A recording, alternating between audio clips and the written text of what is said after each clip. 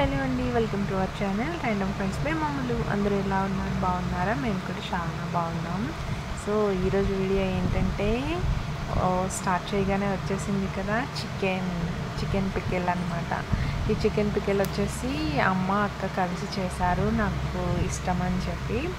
So ఏంటి ఇట్లా తెల్లగా ఉంది అనుకుంటున్నారా? యాక్చువల్గా ప్రాసెస్ స్టార్ట్ అయిపోయాక వీడియో తీయడం స్టార్ట్ చేసామండి. ఫస్ట్ మర్చిపోయాము.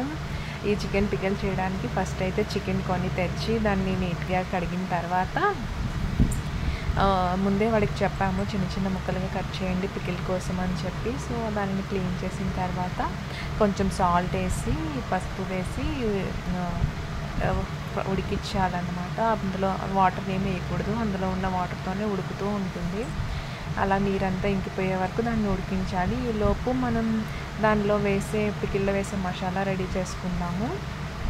మసాలాలో ఏంటంటే ఆవాలు, జీలకర్ర, ధనియాలు, దాల్చిన చెక్క, లవంగాలు, యాలకులు. ఇవి మాకు తెలిసిన పద్ధతి అండి, ఇవే వేయాలని కాదు. మా అక్క ఏదైతే చేసిందో అవి నేను చెప్తున్నాను. సో ఇవన్నీ యాడ్ చేసి కొంచెం ఫ్రై చేసుకోవాలి ప్యాన్లో. ఇవి బాగా ఫ్రై అయిపోయిన తర్వాత వీటిని మిక్సీకి పట్టుకోవాలన్నమాట. ఈలోపు మన చికెన్ వచ్చేసి చాలా వరకు ఉడికిపోయింది చూసారా, దానిలో వాటర్ మొత్తం బయటకు వచ్చేసింది. సో ఆ వాటర్ అంతా ఇంకే వరకు దాన్ని ఉడికించాలి. అది ఉడికిన తర్వాత ఈ మసాలా ఉన్నాయి కదా, వాటిని అయితే మిక్సీ చేసేసుకున్నాము మెత్తగా. అలాగే అల్లం వెల్లుల్లి పేస్ట్ కూడా మిక్స్ చేసుకున్నాము. బయట నుంచి కొనుక్కొని తెచ్చే రెడీమేడ్ది యూజ్ చేయొద్దని ఈ మధ్య బాగా చెప్తున్నారు కదండి, అందుకని ఇంట్లోనే అల్లం వెల్లుల్లి పేస్ట్ చేసుకున్నాము.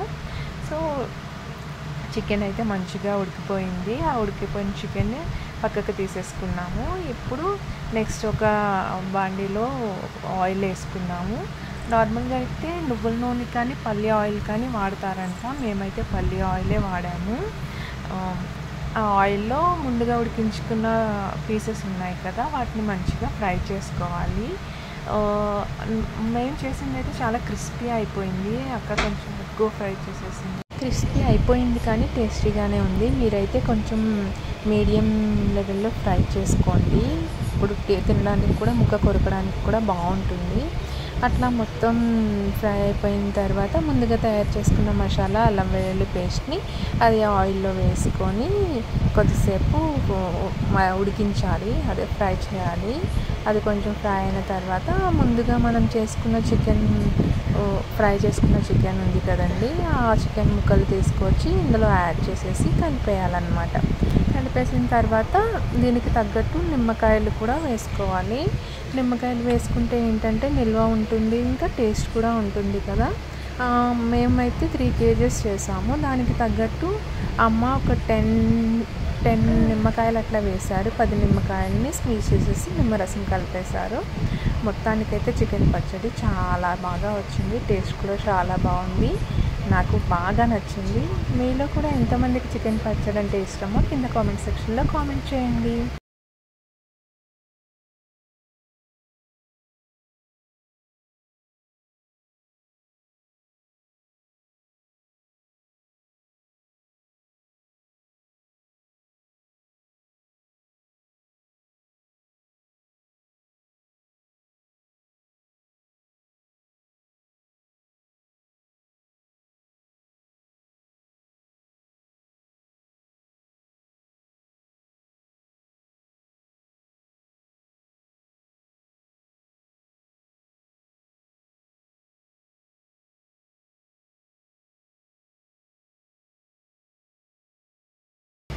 మీకు తెలిసిన రెసిపీని కూడా కింద కామెంట్ సెక్షన్లో కామెంట్ చేయండి. Thank you for watching. So మీలో కూడా ఎవరైనా చికెన్ లవర్స్ ఉంటే ఇట్లా చికెన్ పచ్చడి చేపించుకొని తినండి. ఇంకా మీకు నచ్చినప్పుడంతా వేసుకొని తినవచ్చు. యూజువల్గా ఇది ఆన్లైన్లో అట్లా కూడా అమ్ముతున్నారండి కొన్ని షాప్స్లో, కానీ చాలా ఎక్కువ కాస్ట్ ఉంటుంది. మనకి 3 kgsకి ఎంత పడుతుందో మనం చేసుకుంటే అంతే 1 kg వస్తుంది. మార్కెట్లో కొంటే 1 kg కూడా రావట్లేదు కొన్ని చోట్ల అయితే. సో అందుకే మీకు ఎవరికైనా బాగా చికెన్ పచ్చడి ఇష్టం అంటే మీ ఇంట్లోనే చేపించుకోండి. అలాగే నా వీడియో కనుక మీకు నచ్చినట్లయితే ప్లీజ్ లైక్ చేయండి, షేర్ చేయండి, సబ్స్క్రైబ్ చేయండి. Thank you.